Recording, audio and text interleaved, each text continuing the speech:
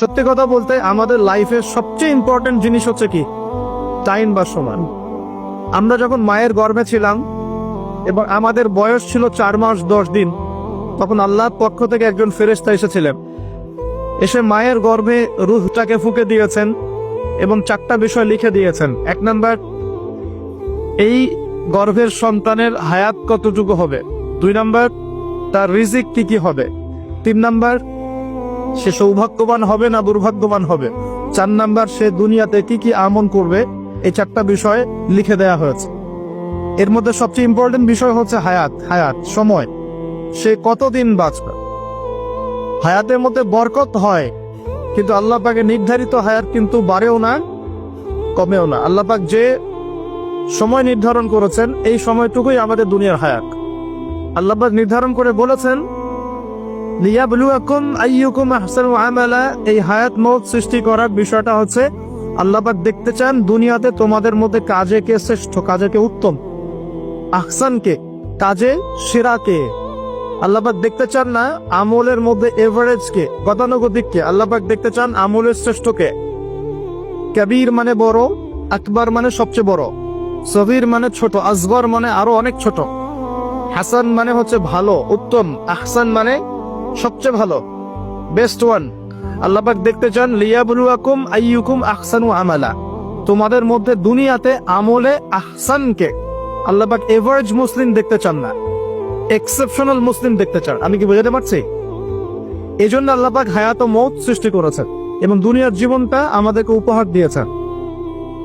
আরেকটা উদ্দেশ্য হচ্ছে আল্লাহ পাক দেখতে চান এই কারাগারের জীবনে আমলের শ্রেষ্ঠ কে এবং কে আল্লাহ পাকের বিধানগুলো মেনে চলে, এবং কারা কারা আল্লাহ পাকের জমিনের মধ্যে তার খেলাফতের দায়িত্ব পালন করে। আমরা কিন্তু আল্লাহর খলিফা। আমরা কি আল্লাহর খলিফা। আমাদের পিতাকে আল্লাহ পাক সৃষ্টি করেছিলেন পৃথিবীতে আল্লাহর খলিফা হিসাবে। আল্লাহর খলিফার কাজ কি? শুধু ইবাদত করাই খলিফার কাজ নয়। আল্লাহর খলিফার কাজ হচ্ছে আল্লাহ পাকের জমিনের মধ্যে ন্যায় বিচার প্রতিষ্ঠা করা, আল্লাহর বিধান প্রতিষ্ঠা করা। এটা আল্লাহর খলিফার কাজ। যদি পৃথিবীতে আমরা আল্লাহ পাকের বিধান প্রতিষ্ঠা না করে শয়তানের বিধান প্রতিষ্ঠা করি, তাহলে আমরা আল্লাহর খলিফা থাকবো না, শয়তানের খলিফা হয়ে যাও। আমি কি বুঝাতে পারছি? আল্লাহ পাক দুনিয়ার এই কারাগারের জীবনটাতে আমাদেরকে নির্ধারিত সময় দিয়েছেন, ওয়াল আসরি, সময়ের কসম। আরেকটা অর্থ এখান থেকে নেওয়া যায়, সেটা হলো আল্লাহ পাক সময়ের কসম করে আমাদেরকে মূলত অতীতকালের দিকে তাকাতে বলছেন। কোন দিকে? অতীতের দিকে। কোরআন খুললে আপনি দেখবেন আমার সামনে যে কিতাব আছে আল্লাহ পাকের কিতাব আল কোরআনুল কারীম, এই কোরআনুল কারীমকে আপনি 3টা ভাগে ভাগ করতে পারবেন।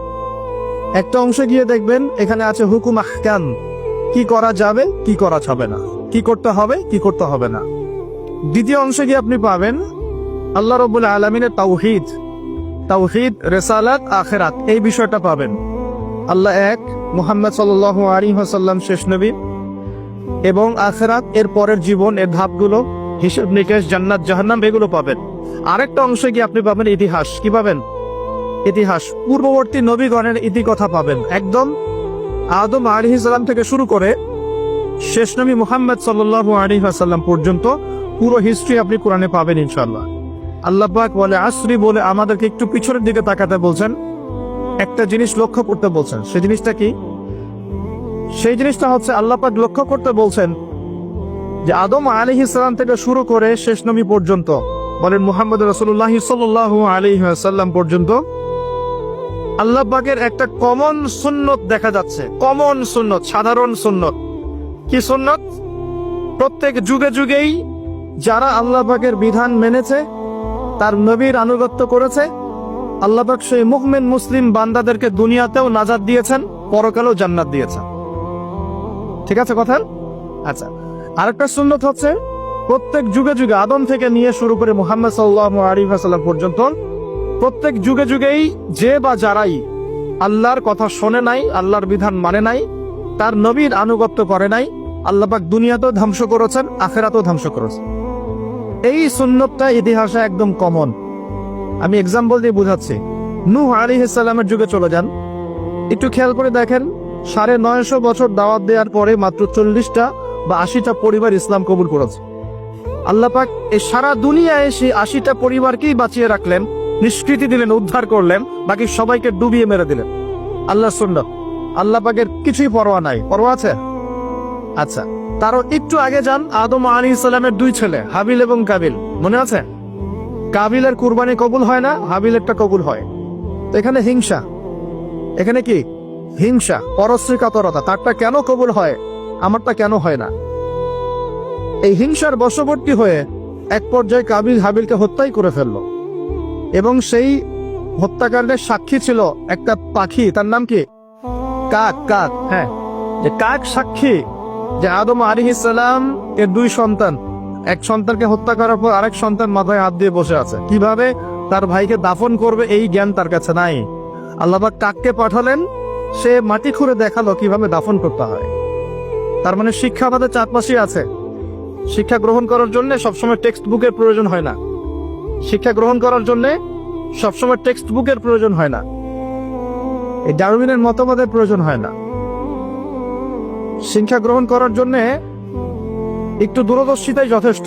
বহু মানুষ এই পৃথিবীতে বেঁচে আছেন যাদের অক্ষর জ্ঞান নাই, লিটারাল জ্ঞান নাই, কিন্তু তারা অনেক বেশি অভিজ্ঞতা সম্পন্ন আছেন না?